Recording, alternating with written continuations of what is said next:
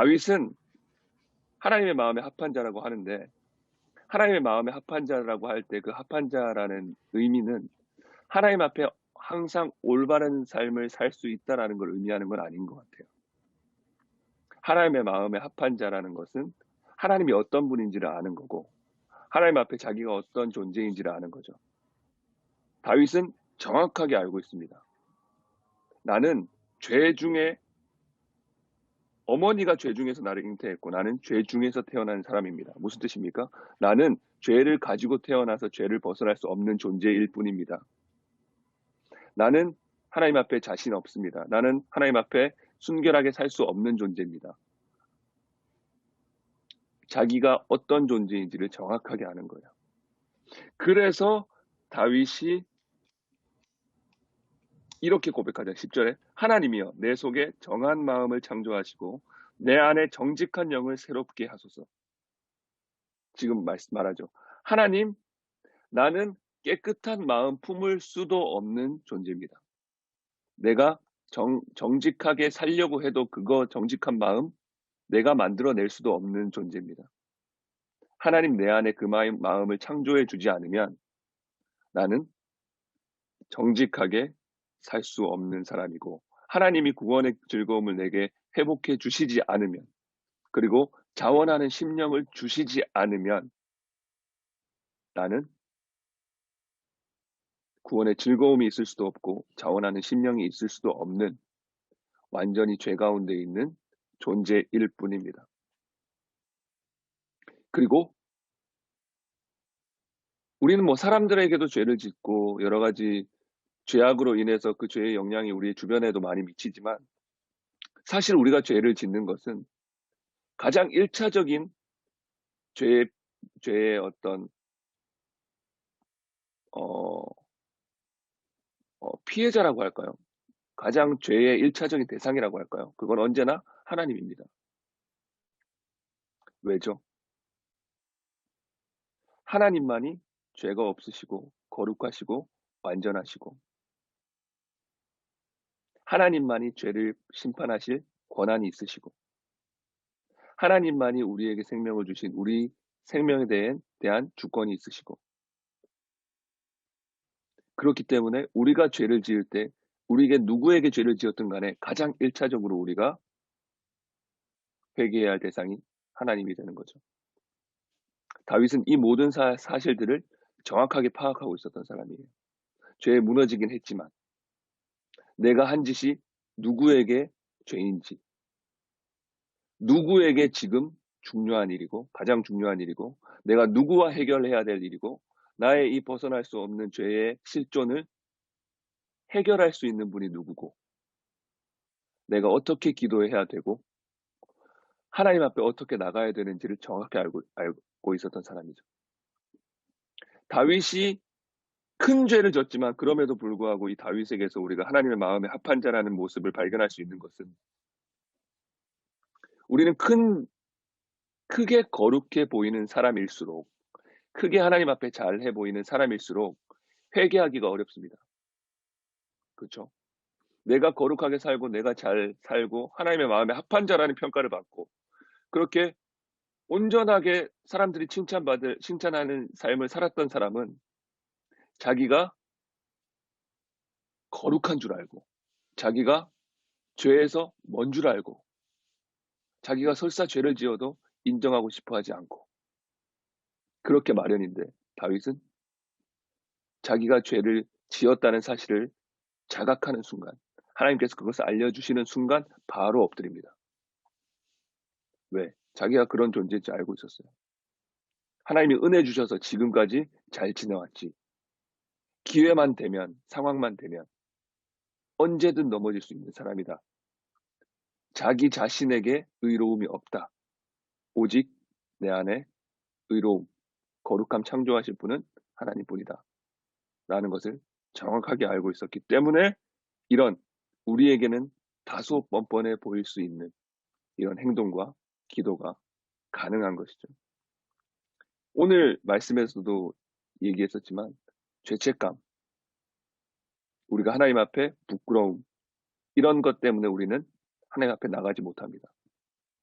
그 죄책감, 부끄러움 때문에 우리가 하나님 앞에 나가지 못한다는 이야기는 우리의 교만이 숨어 있는 거예요. 우리 자신에 대한 우리 스스로의 기대. 내가 이 정도는 돼야 되는데 이렇게밖에 못 살다니. 하나님 앞에 부끄러워 나가지 못하겠다. 내가 이 정도는 될 줄 알았는데 이렇게밖에 못 살다니 하나님 앞에 회개하기 또 민망하다. 그래서 하나님을 피하게 되고 하나님과 거리를 두게 되죠. 교만입니다. 우리는 그 정도가 아니에요. 이건 마치 아이가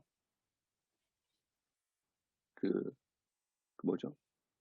기저귀에다가 볼일을 보고는 애가 내가 또 실수를 했구나 하고 자기 스스로 해결할 능력도 없으면서 엄마에게 나가지 못하는 그런 모습과 같은 거죠. 우리의 존재를 자각하고 우리가 얼마나 패역한 죄인인지를 깨닫는 것이 가장 성숙한 것입니다.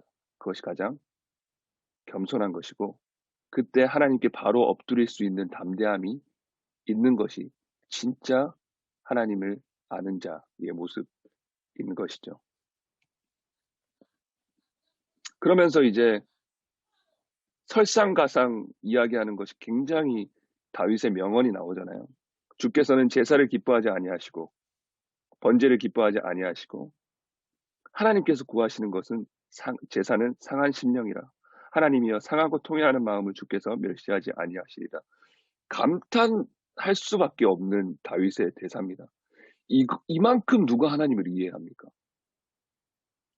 어떻게 하나님을 이렇게 알 수가 있어요? 하나님 앞에 담대하게 이렇게 얘기할 수 있는 사람 누가 있습니까? 하나님 제사 좋아하시지 않으시죠? 하나님 좋아하시는 거 번제 아니죠? 하나님 좋아하시는 거 마음, 상한 마음이죠. 깨어진 마음이죠. 상하고 통회하는 마음이죠. 지금 나 같은 마음 하나님이 제일 좋아하시는 분인 거 내가 압니다. 엄청난 고백이죠. 이 당시에 누가 이런 생각을 할 수 있겠어요? 제사와 번제가 삶의 중심이었고 하나님을 신앙하는 데에 가장 핵심이었던 모든 사람들이 그렇게 생각할 때 다윗은 아는 거예요. 제사 좋아하시잖아. 번제 좋아하시는 게 아니고 마음을 상한 마음을 갖고 오라고 말씀하셨어. 외롭고 고통스럽고 죄의 책감에 찌들어 있는 마음을 가지고 오면 하나님이 좋아하셨어. 그걸 다윗이 알고 있는 거예요. 어떻게 알죠? 다윗은 어릴 때부터 하나님과 독대하는 시간을 가졌었죠. 다윗이 이야기하잖아요, 스스로가. 부모는 나를 버렸어도 이렇게 고백하거든요, 다윗이. 부모에게 버림받았다고 스스로 고백해요. 시편에 보면. 그러니까 막내로 형들 그 사무엘이 왔을 때도 데리고 오지도 않잖아요. 완전 집에서 왕따. 막내 보잘것없는 아이. 넌 밖에 나가서 양이나 쳐.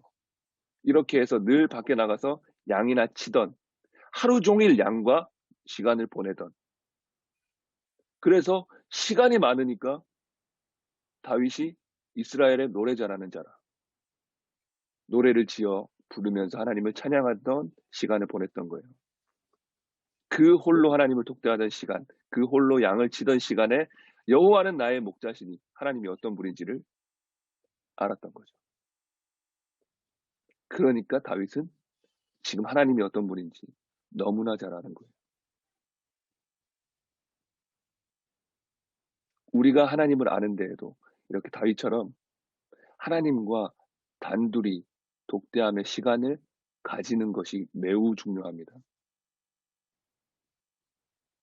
그 홀로 외로움 가운데 하나님을 부르는 시간, 하나님을 생각하며 노래를 지어 노래를 불렀던 시간, 그리고 사자와 늑대가 양을 움켜갈 때 하나님이 능력을 주셔서 그것을 쫓아냈던 그 삶의 경험들과 간증들, 그리고 심지어 큰 죄악 가운데 넘어졌을 때 그럼에도 불구하고 하나님 앞에 나가 하나님께 하나님이 기뻐하시는 기도를 드릴 수 있는 그 자리까지 나아가 보는 하나님과의 관계의 경험.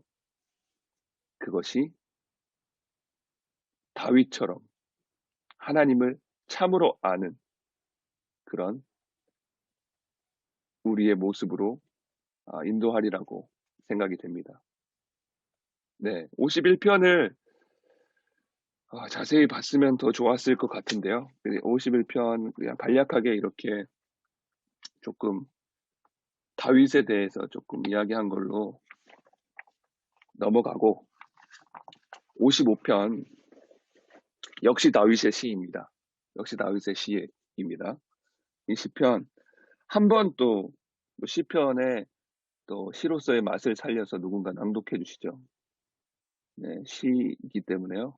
네, 누가 한번 지원을 분위기를 살려서. 해주시죠. 제가 네, 뭐 그렇게 감정이입을 좀 할 필요가 있어요. 이 시가 굉장히, 이거는 정말 감정이 살아있는 시기 때문에 감정을 이입해서 한번, 이 분노가 살아있어요. 네, 한번 낭독해 주시죠. 누군가. 감정이입은 못하는데 그냥 읽을게요. 예, 예.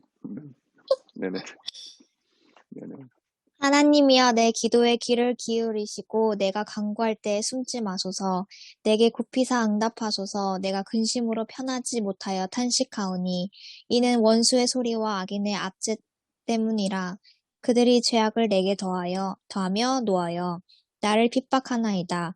내 마음이 내 속에서 심히 아파하며 사망의 위험이 내게 이르렀도다. 두려움과 떨림이 내게 이르고 공포가 나를 덮었도다. 나는 말하기를 만일 내게 비둘기같이 날개가 있다면 날아가서 편히 쉬리로다. 내가 멀리 날아가서 광야에 머무르리로다. 셀라. 내가 나의 피난처로 속히 가서 폭풍과 광풍을 피하리라 하였도다. 내가 성내에서 강포와 분쟁을 보았사오니 주여 그들을 멸하소서. 그들의 혀를 잘라버리소서. 그들이 주야로 성벽 위에 두루 다니니 성중에는 죄악과 재난이 있으며 악독이 그 중에 있고 압박과 속임수가 그 거리를 떠나지 아니하도다. 나를 책망하는 자는 원수가 아니라 원수일지인데 내가 참았으리라. 나를 대하여 자기를 높이는 자는 나를 미워하는 자가 아니라 미워하는 자일진데 내가 그를 피하여 숨었으리라. 그는 곧 너로다. 나의 동료, 나의 친구요, 나의 가까운 친구로다. 우리가 같이 재미있게 의논하며 무리와 함께하여 하나님의 집 안에서 다녔도다. 사망이 갑자기 그들에게 임하여 산채로 스올에 내려갈지어다. 이는 악독이 그들의 거처에 있고 그들 가운데 있음이로다. 나는 하나님께 부르짖으리니 여호와께서 나를 구원하시리로다. 저녁과 아침과 정오에 내가 근심하여 탄식하리니 여호와께서 내 소리를 들으시리로다. 나를 대적하는 자 많더니 나를 치는 전쟁에서 그가 내 생명을 구원하사 평안하게 하였도다. 옛부터 계시는 하나님의 들으시고 그들을 낮추시리이다. 셀라. 그들은 변하지 아니하며 하나님을 경외하지 아니함이이다. 그는 손을 들어 자기와 화목한 자를 치고 그의 언약을 배반하였도다. 그의 입은 우유 기름보다 미끄러우나 그의 마음은 전쟁이요 그의 말은 기름보다 유하나 실상은 뽑힌 칼이로다. 내 짐을 여호와께 맡기라. 그가 너를 붙드시고 의인이 요동함을 영원히 허락하지 아니하시리로다. 하나님이여 주께서 그들로 파멸의 웅덩이에 빠지게 하시리이다. 피를 흘리게 하며 속이는 자들은 그들의 날에 반도 살지 못하는 것이나 나는 주를 의지하리이다. 아멘. 아멘. 네, 이 시편 55편은 아까 이제 얘기하신 대로 이제 배경은 이 다윗의 시인데 압살롬 그 사건 있었을 때 아마 다윗이 쓰지 않았을까 하는 이제 그런 배경을 가지고 있는 시입니다. 아까 이제 한빛 형제가 얘기한 것도 의미가 있는 생각인 것 같아요. 그죠? 다윗이 자기가 자기라고 100% 잘했다고 생각할 수 있을까? 왜냐하면 우리가 알지만 압살롬 사건은 그 다윗이 밧세바를 범했던 그 사건과 무관하지 않죠. 죄의 삭시라고 볼 수 있습니다. 그렇죠? 그러니까 어떻게 보면 다윗도 잘못한 부분이 많죠. 근데 어떻게 이렇게 기도하냐 이거죠. 우리가 좀 생각해 봐야 할 문제는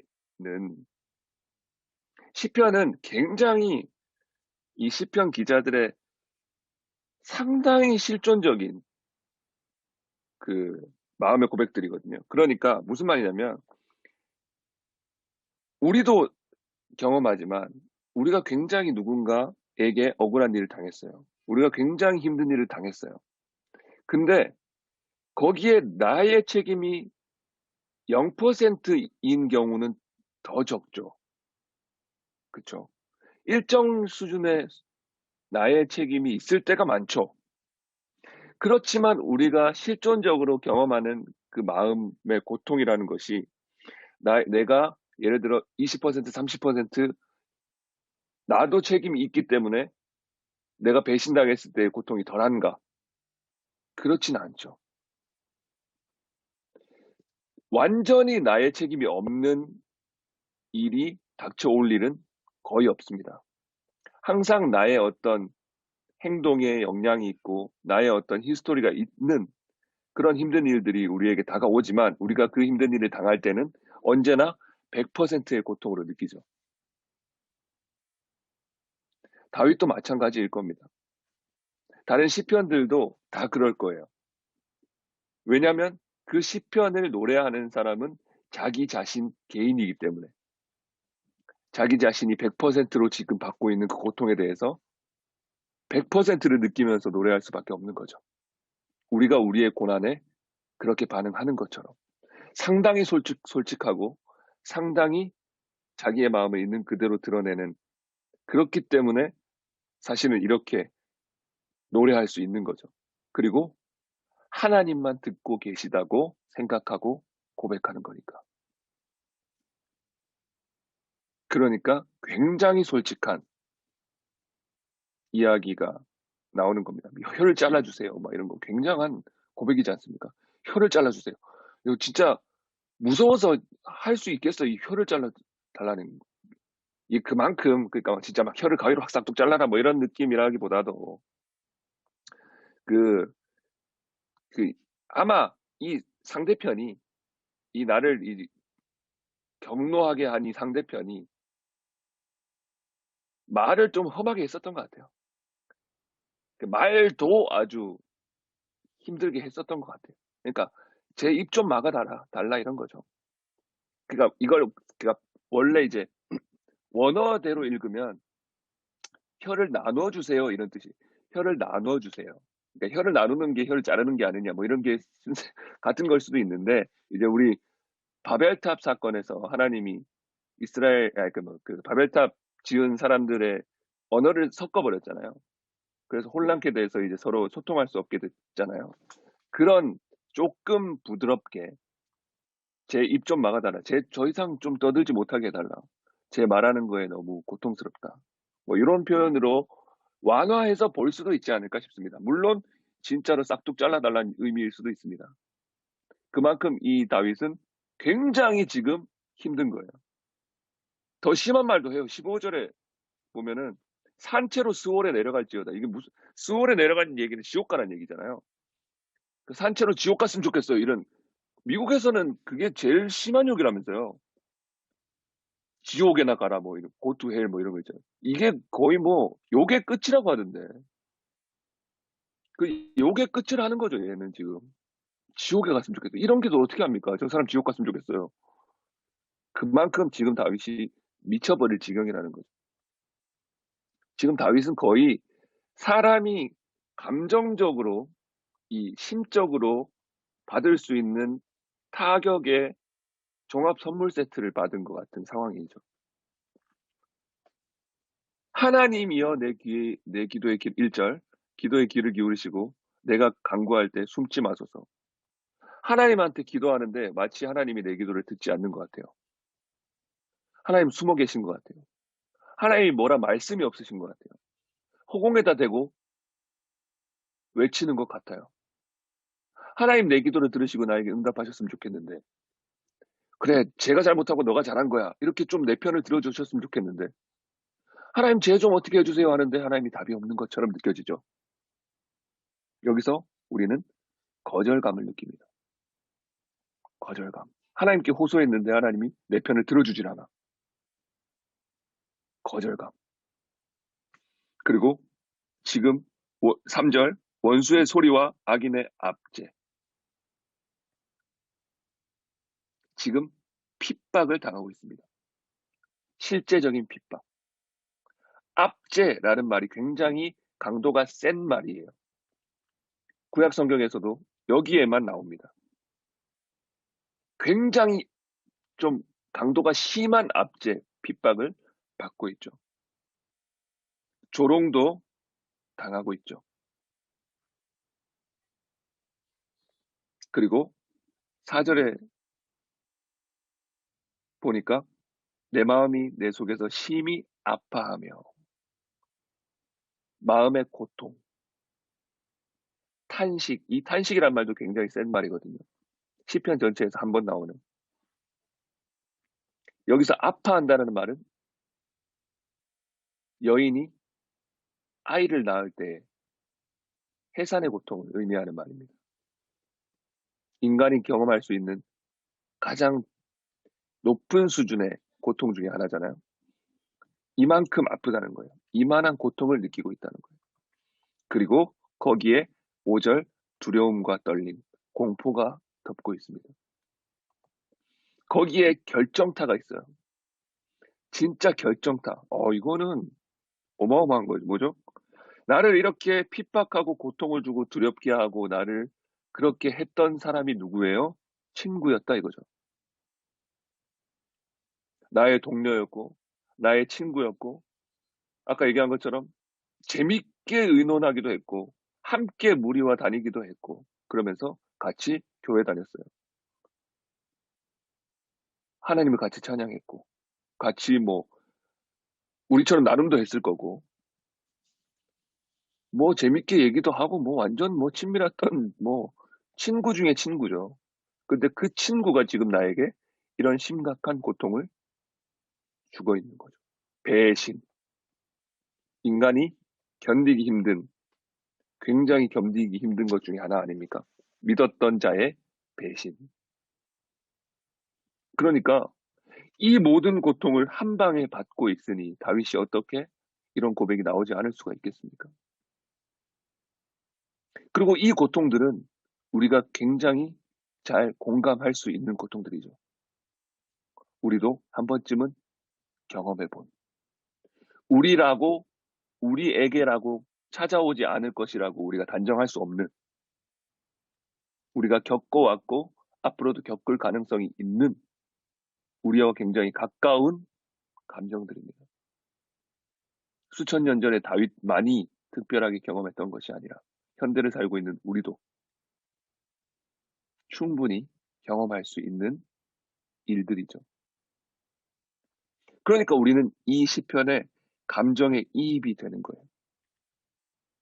이게 얼마나 힘들고 고통스러운지 다윗이 뭐라고 얘기하죠? 굉장히 시적인 표현이긴 하지만 그의 마음을 너무나도 잘 표현하는 표현이 있습니다. 6절에 내게 비둘기 같이 날개가 있다면 날아가서 편히 쉬리로다. 내가 멀리 날아가서 광야에 머무르리로다. 날아가고 싶다는 거예요. 내가 새처럼 날개 있었으면 날아가 봤으면 좋겠다는 거예요. 우리 그럴 때 있잖아요.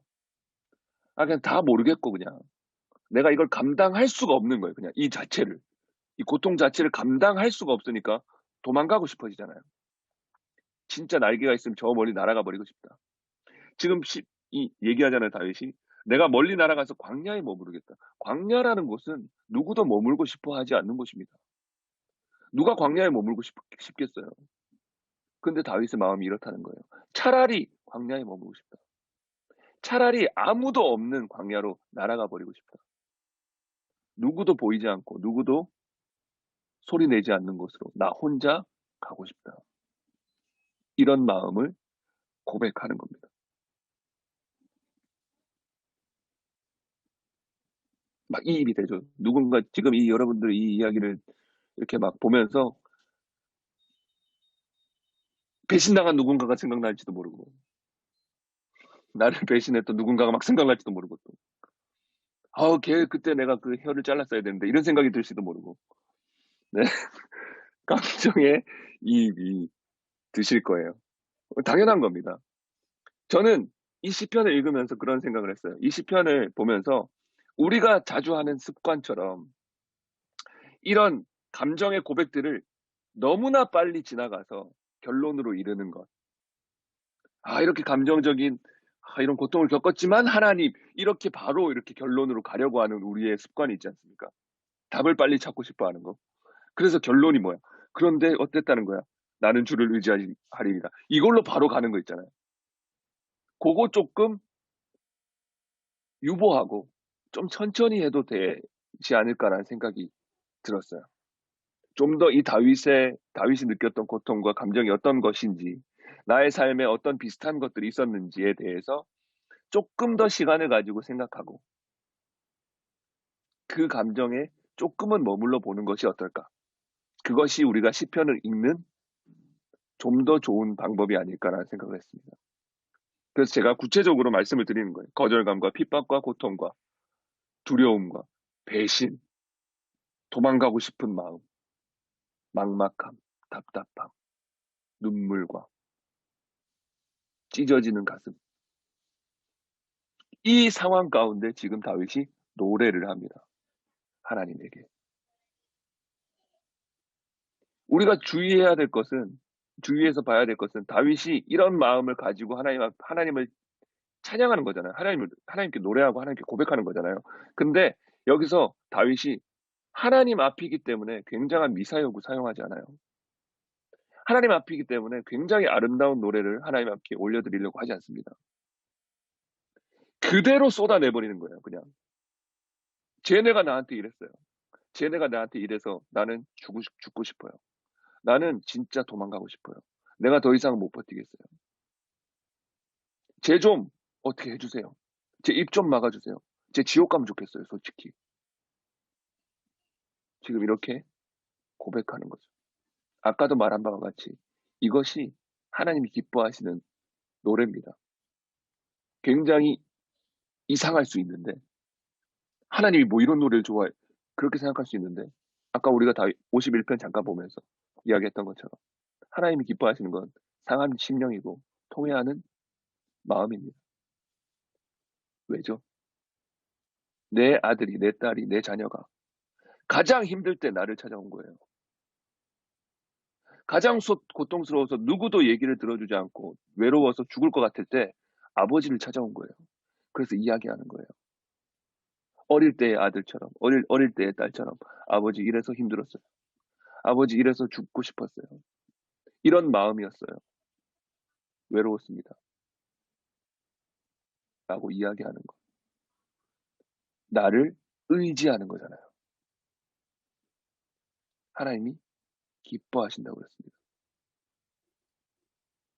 만약에 부모가 능력이 없으면 굉장히 슬플 거예요. 자식이 와서 힘들어요, 어려워요, 이런 일도 있었어요, 저런 일도 있었어요. 쟤 좀 어떻게 해줘. 이런 호소를 하는데 내가 아무것도 해줄 수 있는 능력이 없어. 그럼 슬픈 얘기죠. 더 슬픈 얘기죠. 근데 하나님은 전능하시잖아요. 내 자녀가 내 앞에 와서 무엇을 고백해도 나는 해줄 수 있는 하나님인 거예요. 해줄 수 있는 아버지인 거예요. 그러니까 어떤 고통 가지고 와도 기쁨이죠. 내가 해줄 수 있으니까. 하나님이 그래서 기뻐하는 겁니다. 그래서 다윗은 그 하나님을 알기 때문에 하나님께 호소하는 거예요. 그리고 뭐라고 이야기합니까? 대조가 여기에 좀 보이거든요. 19절에 보면 그들은 변하지 아니하며 라고 되어 있죠. 그리고 20절에 보니까 그는 손을 들어 자기와 화목하는 지하를 치고 그의 언약을 배반하였도다. 그의 입은 우유 기름보다 미끄럽고 그의 마음은 전쟁이고 그의 말은 기름보다 유하나 실상은 뽑힌 칼이다. 그러니까 얘는 배신하고 이런 것까지 거기다가 또 추가해가지고 저기 또 그 외식까지 있어요.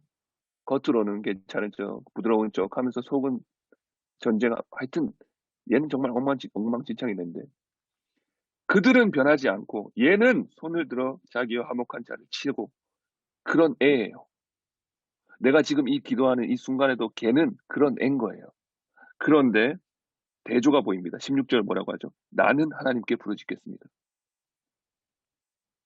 결론 23절 나는 주를 의지하겠습니다. 왜죠? 왜? 하나님이 응답하시지 않는 것 같이 느껴질 때도 있어요. 근데 다윗은 아는 거예요. 하나님은 내가 하나님 아는데 하나님 잠잠하신 것 같아도 하나님 내 기도 들으시는 분이다. 그리고 하나님은 내가 어떤 마음인지, 내가 지금 고백하는 마음이 어떤 마음인지 아는 분이에요. 정확하게 아는 분이에요.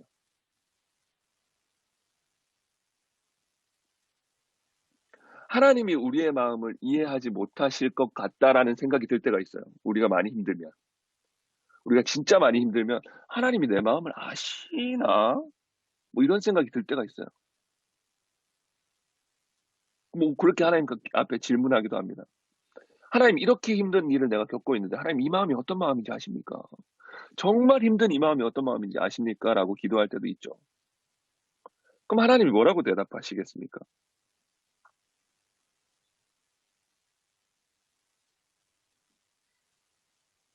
히브리서 한번 가보면 히브리서 4장 15절 제가 읽어드릴게요.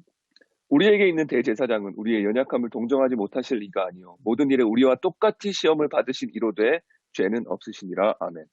뭐라고 말씀하십니까? 우리의 연약한 것, 우리의 아픔, 우리의 고통 동정하지 못하시는 이가 아니다. 누가? 우리에게 있는 대제사장 예수 그리스도가. 왜죠? 모든 일에 우리와 똑같이 시험을 받았기 때문입니다. 우리가 아까 살펴봤던 그 거절감, 핍박, 고통, 두려움, 배신, 도망가고 싶은 마음 누가 다 겪었던 거죠? 예수님이 다 겪은 겁니다. 예수님이 말씀하시잖아요. 나의 하나님 어찌하여 나를 버리시나이까. 하나님으로부터 거절당하는 것 같은 기분, 거절감 경험하셨죠. 하나님 핍박과 조롱, 예수 그리스도 핍박과 조롱 받으셨죠. 자신이 지으신 사람들에게 핍박받고 조롱받고 네가 하나님의 아들이면 십자가에서 내려와. 따귀를 때리고 그 모든 조롱 다 받았습니다. 고통, 십자가의 고통. 아무것도 십자가의 고통과는 비교할 수 있는 고통이 없어요. 아시죠? 십자가형은 사람한테 할 짓이 아닐 정도로 너무 잔혹해가지고 로마에서 폐지한 사형법입니다. 십자가형은 출혈도 많지는 않아요. 그게 못 박혀서 죽는 게 아니거든요. 십자가는 질식사입니다. 이게 일단 채찍질을 다 당하고 채찍질을 엄청 당하면 이제 그때는 가죽 채찍에 물을 먹여가지고 무겁게 막 한 다음에 거기다가 이제 채찍 끝에 뼈 조각이나 쇠 조각을 달아요. 그러면 한 대 칠 때마다 살점이 뜯겨 나가거든요. 그 채찍을 등에 맞으면 등은 이제 이미 뼈가 드러날 정도로 너덜너덜해지는 거예요. 그 상태로 십자가 지고 가서 매달립니다. 손목, 발등, 못 박히면 이제 팔을 든 형태로 이렇게 되잖아요. 이렇게 되면 처져요, 몸이. 그쵸? 이렇게 손만 이렇게 걸려 있으니까 처지잖아요. 처지면 이게 숨을 못 쉰대요. 이렇게 처져 있으면 이제 숨을 못 쉬는데 숨을 한번 쉬려면 어떻게 해야 돼요? 몸을 들어 올려야 되는 거예요. 몸을 들어 올리려면 어떻게 들어 올려요? 무릎이 굽혀져 있죠. 발등에 못이 박혀 있죠. 그 못 박혀 있는 그거에 힘을 줘서 무릎을 펴서 한번 몸을 들어 올려서 한번 숨을 쉬는 거예요. 그렇게 올라갈 때 등 뼈 다 드러난 것, 십자가 그 거친 나무에 다 쓸리겠죠. 그렇게 숨을 쉬는 겁니다. 그렇게 몇 시간? 6시간 계셨죠. 그래서 사람들이 예수님의 다리를 꺾으려고 했다라는 표현이 나오잖아요. 그 원래 십자가형을 당하는 사람들 다리를 꺾는 거예요. 왜냐면 빨리 안 죽어. 이게 6시간이고 어떤 사람은 하루 지나가고 있고 이래요. 빨리 안 죽어. 그러면 또 곤란하니까 다리를 꺾는 거예요. 그럼 다리를 꺾으면 어떻게 돼요? 다리를 의지해서 무릎을 펴서 이렇게 올리지 못하죠. 그러면 숨을 못 쉬죠. 그래서 질식사로 빨리 죽는 거예요. 다리를 꺾으면.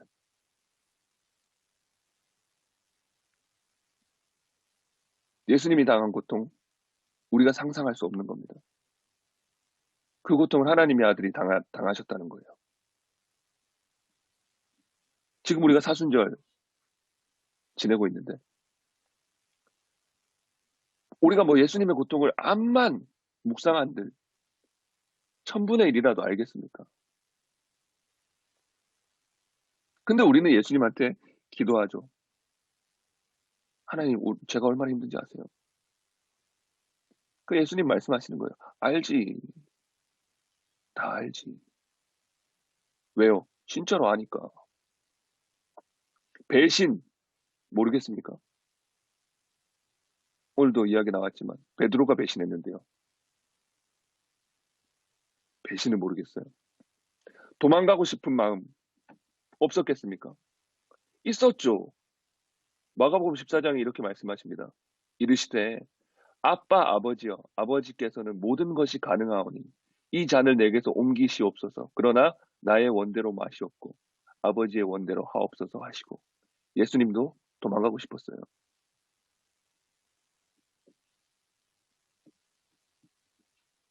벗어나고 싶었어요. 할 수만 있으면. 알죠. 날개가 있어 날아가서 광야라도 머물고 싶은 마음. 예수님이 압니다. 우리의 고통을 다 아세요. 다윗이 하나님이 이렇게 자기의 마음을 아시는 분이라는 사실을 안 거예요.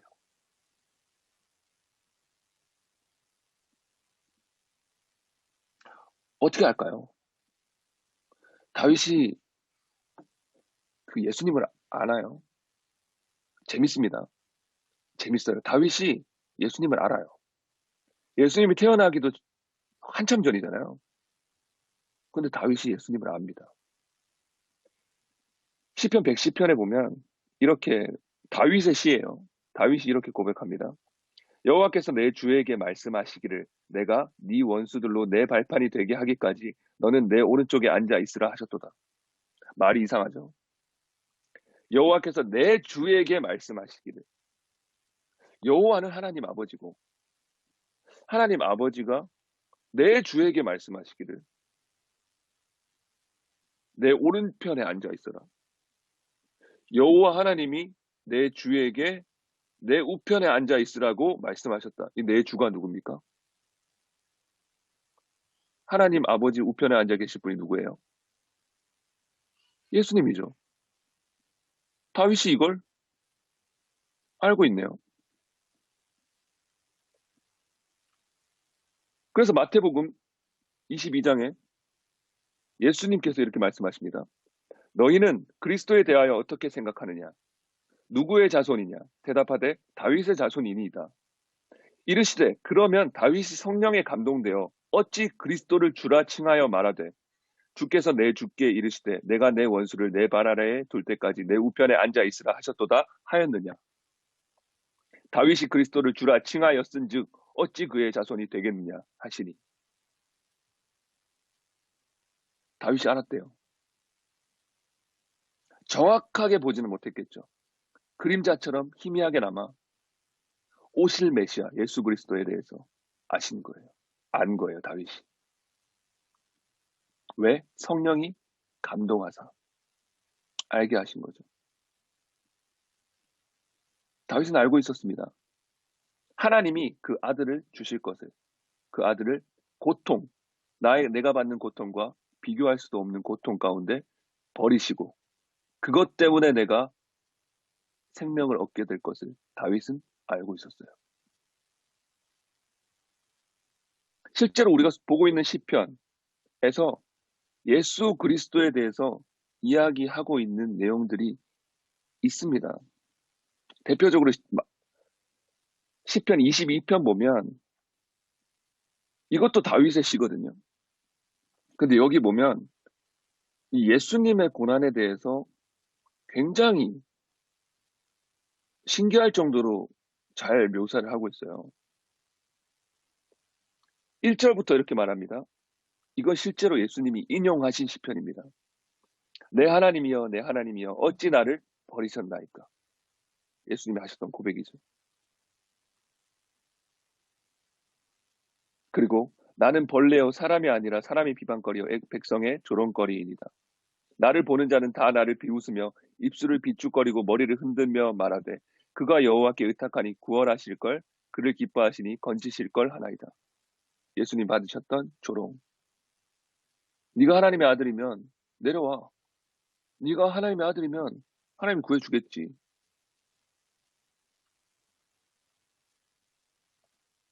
나는 물같이 쏟아졌으며 내 모든 뼈는 어그러졌으며 내 마음은 밀랍 같아서 내 속에서 녹았으며 내 힘이 말라 질그릇 조각 같고 내 혀가 입천장에 붙었나이다. 주께서 또 나를 죽음의 진토 속에 두셨나이다. 예수님 말씀하셨죠. 내 혀가 입천장에 붙었나이다. 예수님 말씀하십니다. 내가 목마르다. 개들이 나를 애워쌌으며 악한 무리가 나를 둘러 내 수족을 찔렀나이다. 내가 내 모든 뼈를 셀 수 있나이다. 그들이 나를 주목하여 보고 내 겉옷을 나누며 속옷을 제비 뽑나이다. 십자가에는 실제로 개들이 몰려들었다고 해요. 악한 무리가 둘러싸서 예수님 창에 찔리셨죠. 손발이 찔리셨죠. 뼈를 셀 수 있을 정도로 뼈가 다 드러났죠. 그리고 그 군병들이 예수님의 겉옷, 속옷, 제비 뽑아 나눴습니다.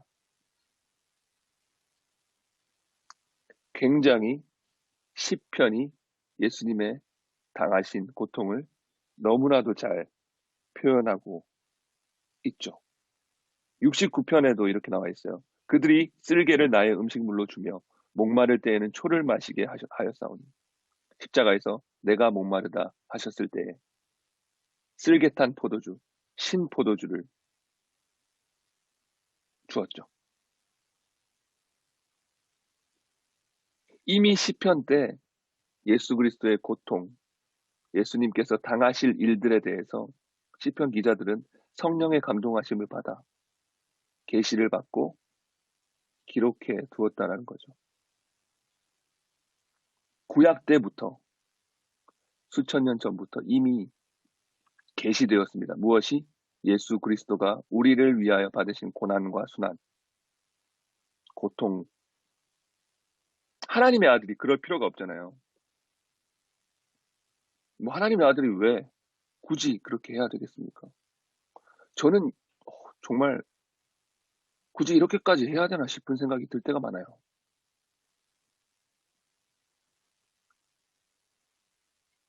저는 큰 부분이 그게 아닐까라는 생각이 들어요. 우리의 그 질문. 하나님, 내 얼마나 힘든지 아십니까? 이 질문에 대답하시고자 하는 거예요. 알지, 알지. 내가 다 안다. 그래서 이 다윗이 하나님께 이렇게 고백할 수 있는 거고, 그래서 그는 변하지 않고, 그들은 변하지 않고, 그들은 여전히 악하지만, 나는 하나님께 부르짖고, 나는 주를 의지하겠습니다라는 고백이 나올 수가 있는 것입니다. 왜죠? 시편의 중심, 바로 언약, 약속. 하나님은 내 편이시고, 하나님은 내 아버지시고, 하나님은 나의 피난처가 되시고, 하나님은 나의 구원이 되시고, 하나님은 이 약속을 결코 버리시지 않으시고, 나를 포기하지 않으신다는 이 언약, 약속에 대한 믿음이 있기 때문입니다. 시편이 우리에게 이야기하는 가장 핵심적인 것. 내 삶은 고통스럽고 어렵고 원수들이 나를 에워싸고 나는 거절감과 배신감과 절망과 고통과 두려움이 가득한 삶을 살다 할지라도 하나님의 약속은 흔들림이 없어서 하나님은 그 약속 어기시지 않기 때문에 여전히 하나님은 나의 하나님이시기 때문에 나는 주의 집에 거하며 주의 얼굴을 바라며 여호와를 찬양할 것입니다. 가 나오는 거죠. 이 악한 자, 이 다윗이 타겟으로 삼고 있는 그 악한 자와 그 다윗 자신의 이 대조. 그들은 그 모양인데 나는 하나님 의지하겠습니다. 이것이 사실은 우리가 그들이었다는 사실을 기억해야 될 필요가 있습니다. 우리를 압제하는 그들에게는 우리 나는이지만 하나님께는 우리가 그들이었어요. 그쵸? 하나님 앞에는 우리가 변하지 않고 외식하는 자였고 하나님에게 고통을 주는 자였고 거절감을 주는 자였고 하나님을 배신했던 자였죠. 지금 다윗이 이야기하는 그들, 나를 고통스럽게 하는 그들의 자리에 내가 서 있었다라는 거예요. 하나님은 나에게 배신감을 당하셨고 거절감을 당하셨고 나로 인해 고통하신 수많은 나날들을 보내셨죠.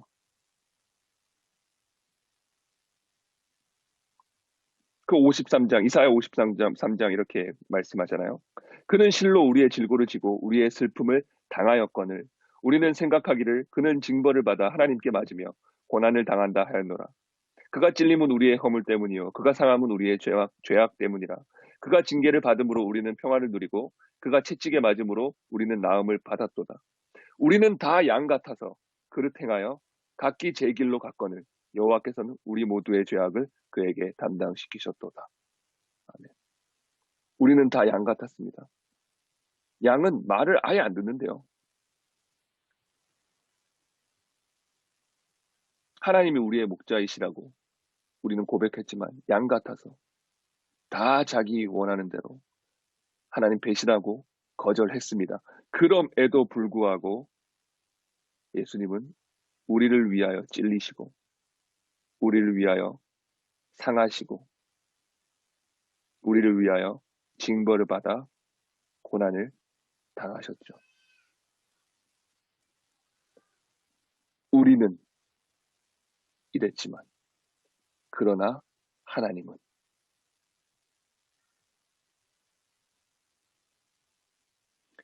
나를 압제하는 그 악한 자와의 나와의 대조에서 우리는 다시 한번 시선을 돌려 우리는 그랬지만 하나님은 여전히 신실하시다. 우리는 약속을 어겼지만 하나님은 약속을 어기지 않으셨다. 여기까지 바라보아야 할 것이라고 생각합니다. 시편의 주제, 시편이 우리에게 말하고자 하는 바, 우리의 모습과 상관없이 약속을 지키시는 하나님을 찬양하라. 그것을 오늘의 시편을 통해서 배울 수 있기를 바랍니다. 네. 조금 길어졌지만 여기까지 하도록